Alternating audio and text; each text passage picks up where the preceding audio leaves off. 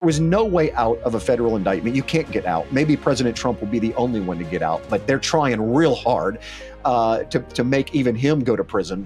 When I was sentenced, in 2014, our ministry was one of the fastest growing ministries in the United States. We had 10,000 people watching live every single week. We were at the height of our ministry. We were 90 days from going on 270 million homes in Christian television. And then I get indicted by the federal government for something that was already taken care of on the state side. I didn't understand what was going on. They were accusing me of all kinds of things that I never did. And all of these unbelievable crazy things were happening. My world was being turned upside down and I didn't understand it. And I was one of those naive people that believed that justice will be served. And I'm forgetting that we live in a world that's not justice. God is the one that is just. And this is where I learned that I had to submit to the hand of God, that God uses governments of the world to get his people where they need to be. And I'll have to humble myself before you. Like, being at the top of my game was from my perspective. But from God's perspective, he's like, no, you're nowhere near where I need you to be. I need to crush your pride. I need to change some organization of how you're moving in the direction of a mega church. That's not what I want for you.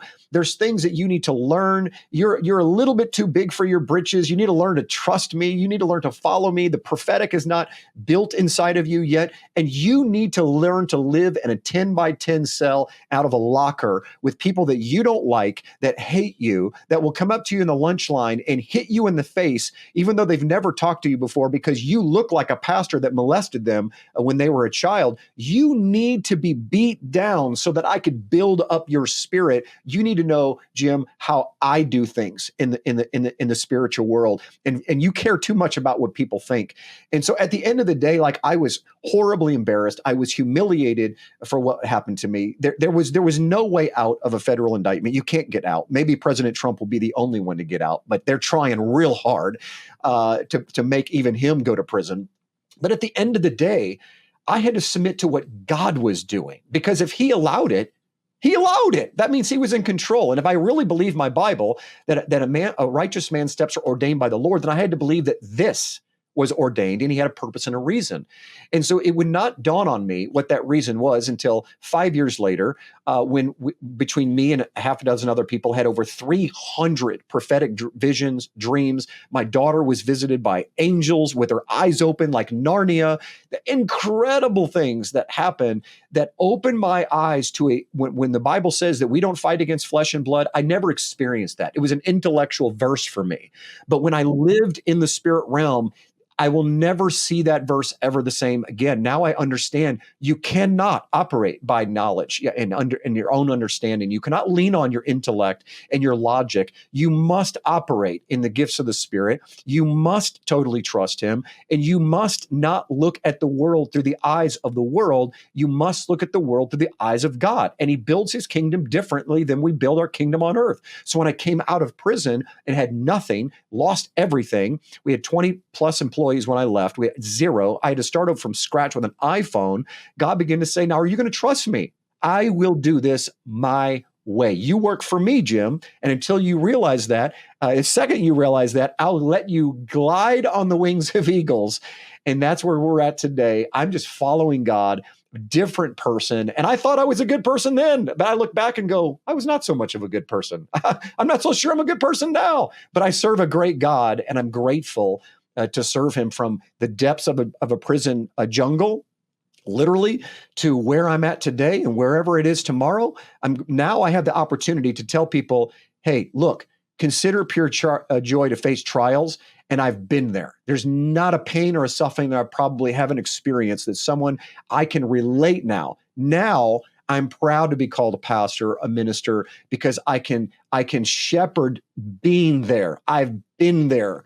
Slandered and gossiped and pushed around and hit. I know what it's like to be rejected. I know what it's like to have your best friends turn on you. I know what it's like to have Christian journalists say terrible things about you. And I had to deal with forgiveness and crush the pride and be the light that God wants me to be when no one else thinks that you're even saved. That is the depth, I believe, what real trial is supposed to do, is bring out the image of God and kill the ego.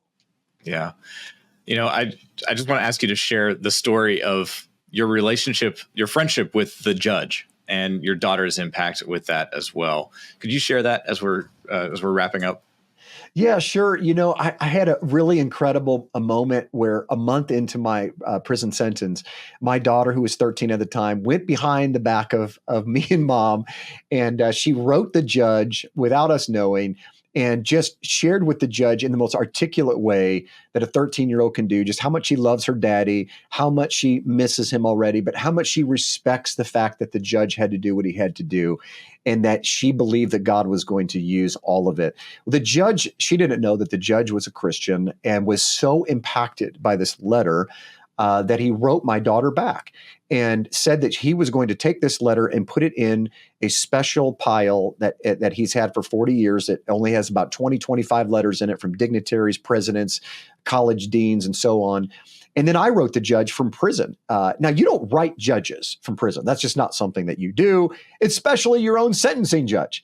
And I'll be darned, the judge wrote me back, which there's attorneys that were in prison that did not believe me, that my judge wrote me back, because judges do not write people back. And it started almost a pen pal relationship over the next 5 years, where I began to share what God's doing in my life. He began to encourage me and write me back. And when I got out of prison, we honestly quickly just connected because of our faith. And I've been out to dinner with him several times, and he's taken my family out to dinner. He is an amazing, wonderful man that has incredible own testimony of himself. Most decorated judge in the history of St. Louis, and it is really weird to be friends with the judge that agreed to put you in prison. But it is what it is. We never went to trial. All the facts never came out. And you don't really want to go to trial in a federal case because the law is so technical that they'll put you away for the rest of your life if you make them go to trial. So that's why almost everybody pleads guilty, because there's no way out of a federal indictment. But it is a beautiful thing to watch God hold to his word when he says, all things work together for good for those who love the Lord, all things. And I have never seen God. I'll just tell you this real quickly. My spiritual number, if there's such a thing, is 222, and it comes from 2 Timothy 2:2. It's my life verse. And the things you've heard me say in the presence of many witnesses, and trust to reliable men who will also be qualified to teach others. So my job is to teach others to teach others. So whenever I see 222, I know that God is with me. It's a big deal. When I got into that prison and they took me and they walked me into the office at the camp, I went to the same camp that Pete Rose went to, ironically. And I walked in there, the CO went over to the whiteboard, erased the number, and wrote the number 222. I was the 222nd inmate into that prison. And day one, God was hinting and winking at me, saying, Jim, I'm with you. This is going to hurt like hell, living hell. But what's going to come from it is going to be just me. People won't see you anymore. They're just going to see me. I didn't see that at the time. But 5 years later, in an extraordinary amount of horrible things that happened to me, the Lord began to move and to blossom. And it ended with a beautiful relationship with the judge that now I can consider a friend. Wow. Pastor Jim, I definitely got to say that there's some correlations or parallels between you and Joseph, and it's just at the right time that you were taken out of that prison and you were put in a place of prominence there. And I believe that we're just kind of seeing the beginnings of what that is and what God has for you. And it's an honor to be able to talk with you about this. And I know that we're just kind of scratching the surface, and I hope that we have an opportunity to do more in the future. But thank you so much for joining us here today on Charisma. Yeah, absolutely. And I really appreciate you having me on. It is definitely the honor's mine to be able to lock arms with believers, knowing that the end is coming slowly but surely. And it's time that we begin to go back and do Bible things in Bible ways and have each other's backs.